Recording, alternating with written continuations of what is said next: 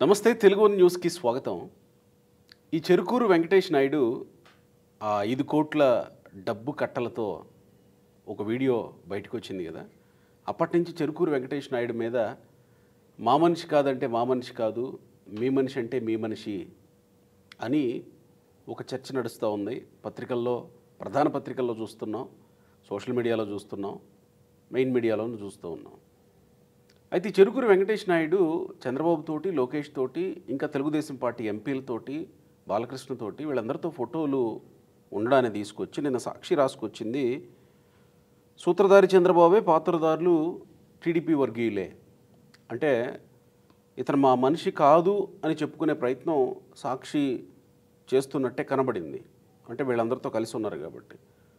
తర్వాత 11 కోట్లు పట్టుబడిన తీగల బ్రదర్స్ ఆంధ్రజ్యోతి ఎండి రాధాకృష్ణతోటి, తీగల కృష్ణారెడ్డితో, అంటే తీగల కృష్ణారెడ్డి వాళ్ళ సోదరుడి కొడుకులే కాబట్టి వీళ్ళందరితోటి ఫోటోలు ఉన్నాయి కాబట్టి వీళ్ళంతా మీ వాళ్లే అనేటువంటి ఒక ప్రచారాన్ని తెర మీదకి తీసుకొచ్చింది. నిన్న బ్యానర్ ఐటమ్ అదే సాక్షి. అయితే ఈరోజు దానికి కౌంటర్గా ఆంధ్రజ్యోతి రాసుకొచ్చింది. ఇలాంటి రాతలు రాస్తుంది రోత పత్రిక అని అంటూ. ఈ వెంకటేష్ నాయుడు ఎవరు అనేది వెంకటేష్ నాయుడు సమర్పించిన అఫిడవిట్ ప్రకారం, వెంకటేష్ నాయుడు పట్టుబడిన దాని ప్రకారం, వెంకటేష్ నాయుడు సన్నిహితంగా ఉన్నదాని ప్రకారం వైసీపీ మనిషి లేదా చెవిరెడ్డి భాస్కర్ రెడ్డికి అత్యంత సన్నిహితుడు అనే విషయం చాలా క్లారిటీ వస్తుంది. కానీ మరి టీడీపీ నేతలతో సంబంధాలు ఏంటి? చంద్రబాబు వరకు ఎట్లా వెళ్ళగలిగాడు? టీడీపీ ఆఫీసులో ఫోటోలు ఏంటి? ఇవన్నీ చాలామందికి ఇంకా ఉన్న ప్రశ్నలు. వీటి మీద అప్సాన్ రాజేష్ గారు చేసిన పరిశోధన ఏంటి? ఆయన మాటలో తెలుసుకుందాం. నమస్కారం రాజేష్ గారు. నమస్కారం. దీని మీద పరిశోధన చేయాల్సిన అవసరం ఏమైనా వచ్చిందా మీకు? అంటే నేను పరిశోధన ఏం చేయలేదు, కానీ మనకున్న కామన్ సెన్స్ తోటి మనం అనలైజ్ చేసి మాట్లాడుకుంటేనే, ఇప్పుడు మీరు మీ ఇంట్రోలో ప్రస్తావించినట్టుగానే వెంకటేష్ నాయుడు, చెవిరెడ్డి భాస్కర్ రెడ్డి గారు వారు ఇరువురు కలిసి శ్రీలంక పర్యటనకు వెళ్తున్న సందర్భంగా ఎయిర్పోర్ట్లో ఇరువురిని కలిపి అరెస్ట్ చేశారు. అలాగే మీరు ఇందాక ప్రస్తావించినట్టుగానే చెవిరెడ్డి భాస్కర్ రెడ్డి గారు ఆయన ఒంగోలులో ఎంపీ అభ్యర్థిగా పోటీ చేస్తున్న సందర్భంలో అక్కడ ఇండిపెండెంట్ అభ్యర్థిగా వెంకటేష్ నాయుడు నామినేషన్ వేయడం జరిగింది. మనకందరికీ తెలిసిన ప్రక్రియ ఇది. పోటీ చేసే అభ్యర్థులు ఏజెంట్ ఫామ్స్ ఇవన్నీ తమకు అనుకూలంగా కొందరు అదనపు ఏజెంట్లను నియమించుకోవడానికి పోలింగ్ సందర్భంగాను, లెక్కింపు సందర్భంగాను వీలైనంత ఎక్కువ మంది తమ ఏజెంట్లు ఉండాలనే ఉద్దేశంతో తమ వాళ్ళనే కొంతమందిని డమ్మీలుగా నామినేషన్ వేయిస్తూ ఉంటారు. ఇది మనకందరికీ తెలిసిన ప్రక్రియే. అలాగే చెవిరెడ్డి భాస్కర్ రెడ్డి గారికి అనుకూలంగా వెంకటేష్ నాయుడు నామినేషన్ దాఖలు చేశాడనేది వాస్తవం. అలాగే మీరు ప్రస్తావించిన ఫోటోల అంశం, ఇప్పుడు నేను ఒక పొలిటికల్ అనలిస్ట్గా కొన్ని సంవత్సరాల నుంచి ప్రధాన స్రవంతి మీడియాలో, యూట్యూబ్లో మాట్లాడుతూ ఉన్నా. ఒక 4-5 సంవత్సరాల నుంచే నేను నా పరిధి దాటిన బాహ్య ప్రపంచానికి తెలుసు. అంటే కొంచెం రాజకీయాలు, యూట్యూబు, మీడియా డిబేట్లు ఫాలో అయ్యే వాళ్ళకి క్రమక్రమంగా నా పేరు కూడా నోటెడ్ అయింది. నేనేదైనా ఫంక్షన్స్కో ఏదైనా కార్యక్రమానికి వెళ్ళినప్పుడే బోల్డ్ మంది మీ వీడియోలు చూస్తుంటామండి, మీరు బాగా మాట్లాడుతుంటారు, మీతో ఒక సెల్ఫీ తీసుకోవచ్చా అని చెప్పని బోల్డ్ మంది ఫోటోలు తీసుకుంటూ ఉంటారు. ఆ ఫోటోలు తీసుకున్న వాళ్ళందరూ ఎవరో కూడా నాకు గుర్తుండదు. చాలామంది వివిధ అకేషన్స్లో కలిసి ఫోటోలు తీసుకుంటూ ఉంటారు. సరే, వాళ్ళు ముచ్చటపడి అడిగినప్పుడు మనం కాదంటాం ఎందుకులే అని చెప్పి నేను కూడా డినై చేయకుండానే వాళ్ళతో ఫోటోకి సహకరిస్తా. నా స్థాయికి నేనే అంతమందికి ఫోటోలు ఇస్తూ ఉన్నప్పుడు ఇవాళ ప్రజా జీవితంలో ఉన్న ప్రజాప్రతినిధులు, నాయకులు వాళ్ళని ఇంకెంతమంది కలుస్తారు? నిన్న నేను ఏపీ సచివాలయంలో హోంమంత్రి అనిత్ గారిని ఒక పని మీద కలవటానికి వెళ్ళాను. నేను అక్కడ 10 మంది బృందాలుగా ఆమెను కలవటానికి వస్తున్నారు. 10 మంది విడివిడిగా ఫోటోలు తీసుకుంటున్నారు, 10 మంది గ్రూప్గా ఫోటోలు తీసుకుంటున్నారు. కాదనలేని మొహమాటం.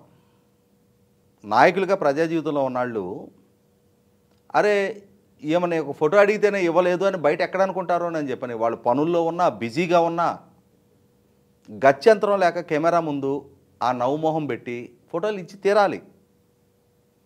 ఇవాళ లోకేషో చంద్రబాబు గారు వివిధ పర్యటనలకు వెళ్ళినప్పుడు ప్రజా దర్బార్ లాంటి కార్యక్రమాలు జరిగినప్పుడు వందలాది మందికి సెల్ఫీలు ఇస్తూ ఉంటారు. యోగళం పాదయాత్ర సందర్భంగా లోకేష్ ఒక్కొక్క రోజుకి 1000 మందికి సెల్ఫీలు ఇచ్చిన సందర్భాలు ఉన్నాయి. మొన్న సింగపూర్ పర్యటన సందర్భంగా చంద్రబాబు నాయుడు గారు ఒక్కరోజు 2000 మందికి పైగా సెల్ఫీలు ఇచ్చారు. ఈ 2000 మందిలో ఎంతమందిని ఆయన గుర్తుపడతారు? ఆయన అందరూ గుర్తుపడతారు వాస్తవమే, ఆయనతో అందరూ ఫొటోస్ తీసుకుంటున్నారు వాస్తవమే. కానీ వీళ్ళలో ఎంతమందిని ఆయన గుర్తుపట్టగలుగుతారు?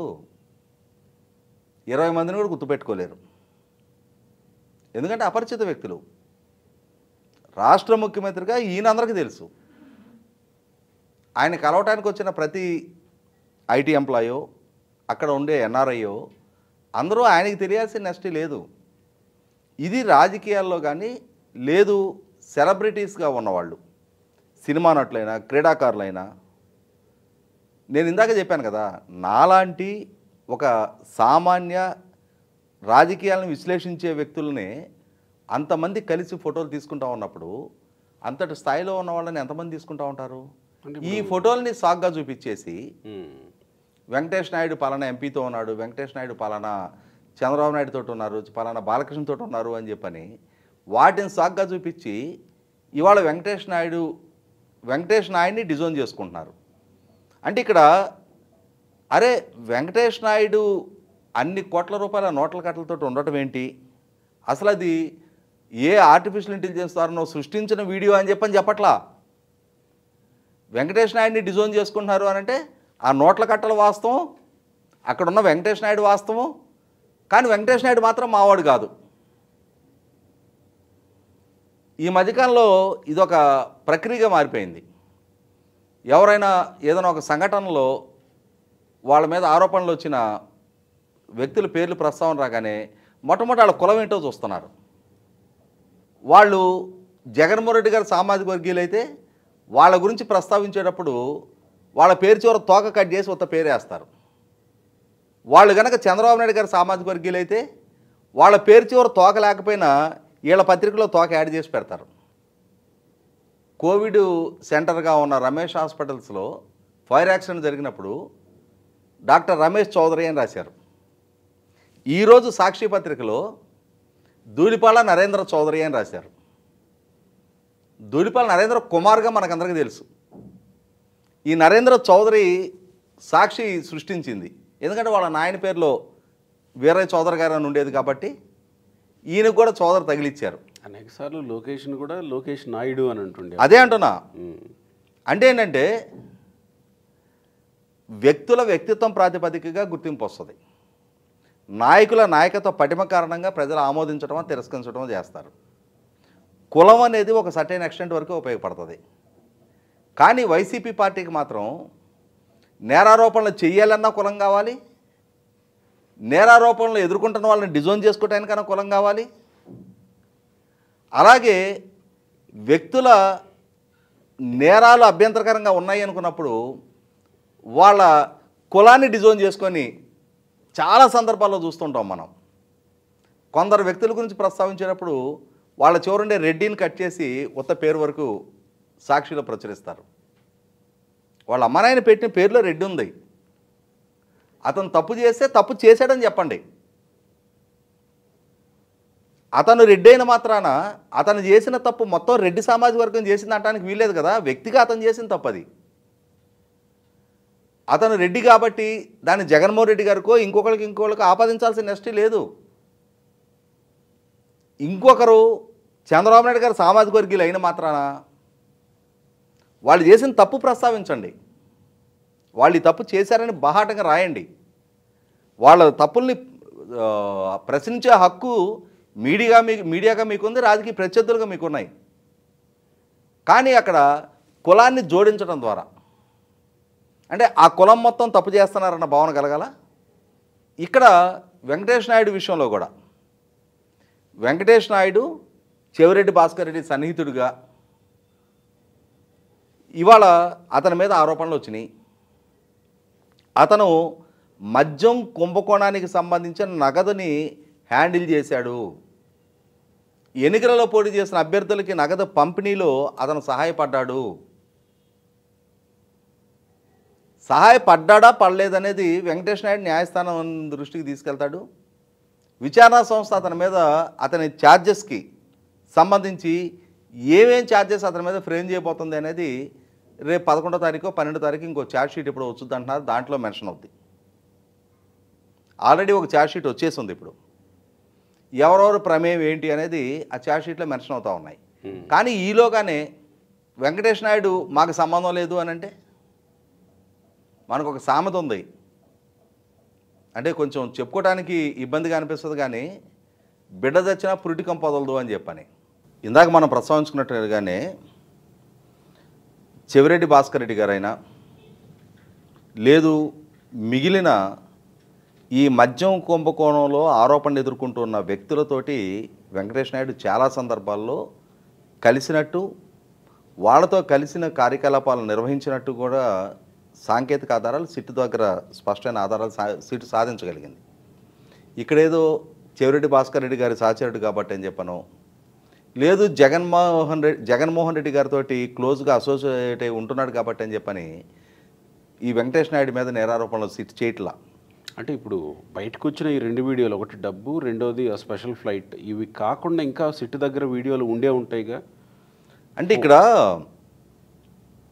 కేసిరెడ్డి రాజ్ ఎలియాస్ రాజశేఖర్ రెడ్డి అతని ద్వారా డిస్టిలరీస్ దగ్గర నుంచి మామూలు వసూళ్ళు, వాళ్ళకి ఆర్డర్ ప్లేస్మెంటు, ఆ ఆర్డర్ ప్లేస్మెంట్ బేస్ చేసుకొని బెవరేజెస్ కార్పొరేషన్ నుంచి వాళ్ళకి బిల్లులు చెల్లింపు, ఆ చెల్లింపుల పూర్వరంగంలో ఆ ప్రపోర్షన్లో వాళ్ళ దగ్గర నుంచి మామూలు వసూళ్ళు, ఆ వసూలు చేసిన డబ్బు వివిధ స్థాయిలు దాటి అసలు అంతిమ లబ్ధిదారు దగ్గరికి చేరటం, వాటిని వివిధ షెల్ కంపెనీలకు తరలించటం, కొన్ని చోట్ల క్యాష్ డంపులు ఏర్పాటు చేసుకోవటం, ఈ క్యాష్ డంపులు ఏర్పాటు చేసుకున్న నగదుని ఒక ప్రాంతం నుంచి ఇంకో ప్రాంతానికి తరలించటం, ఈ తరలించే ప్రక్రియలో కొంత ఎన్నికల ఖర్చు నిమిత్తం కొంతమంది అభ్యర్థులకి పంపిణీ చేయడం, ఇది ఒక ప్రక్రియగా జరిగింది అనేది సిట్టు ఇవాళ విచారణలో నిర్ధారణ చేస్తూ ఉంది.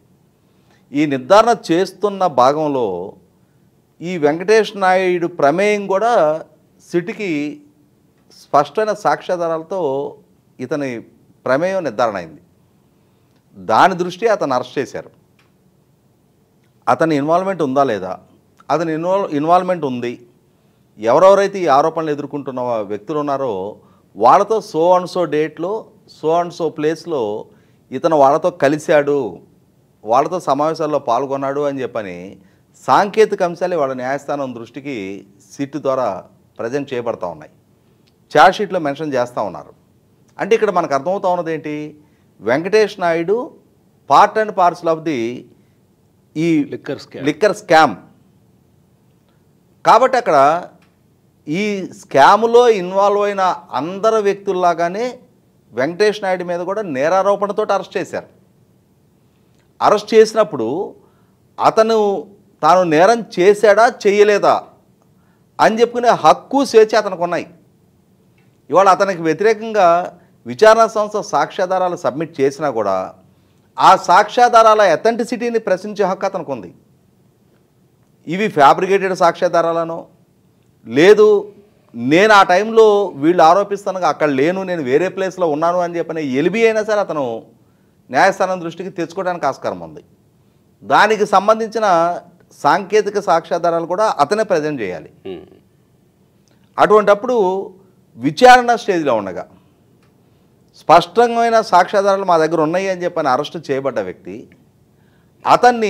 అతనికి ఏదో ఫోటోలు ఇంకెవరితోటో ఉన్నాయి కాబట్టి అని చెప్పని ఫోటోలు ఉన్నాయి, వీళ్ళు ఆరోపిస్తున్న వ్యక్తులతోటి ఇతను కలిసి ఏదైనా కుంభకోణంలో అరెస్ట్ అయ్యాడా, లేదు వాళ్ళ ప్రమేయాన్ని నిర్ధారించే సాక్ష్యాధారాలు మీ దగ్గర ఏమైనా ఉన్నాయా, మీతో కలిసి ఈ ప్రక్రియలో భాగస్వామి అయ్యాడు అని చెప్పని వాళ్ళ సిట్టు ఆరోపణ చేస్తూ ఉంది, అరెస్ట్ చేసింది, అదుపులోకి తీసుకుంది, మీ మీద విచారణ జరుగుతోంది. కస్టడీ పిటిషన్ కూడా ఫైల్ చేసి మిమ్మల్ని విచారిస్తూ ఉన్నారు.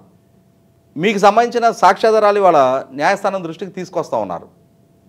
వీటికి మీరు లైబుల్, మీరు సమాధానం చెప్పే తీరాలి. అందుకని దాన్ని ఇష్యూ జనరలైజ్ చేసేసి మాతోటే కాదు వాళ్ళతో కూడా సన్నిహితంగా ఉన్నాడు, వాళ్ళతో సన్నిహితంగా ఉన్నాడే అనుకుందాం మీరు ఆరోపిస్తున్నట్టుగా, వాళ్ళు ఇతను కలిసి వీళ్ళు కలిసి ఇన్వాల్వ్ అయిన ఏదైనా ఆరోపణలు మీ దగ్గర ఉన్నాయా?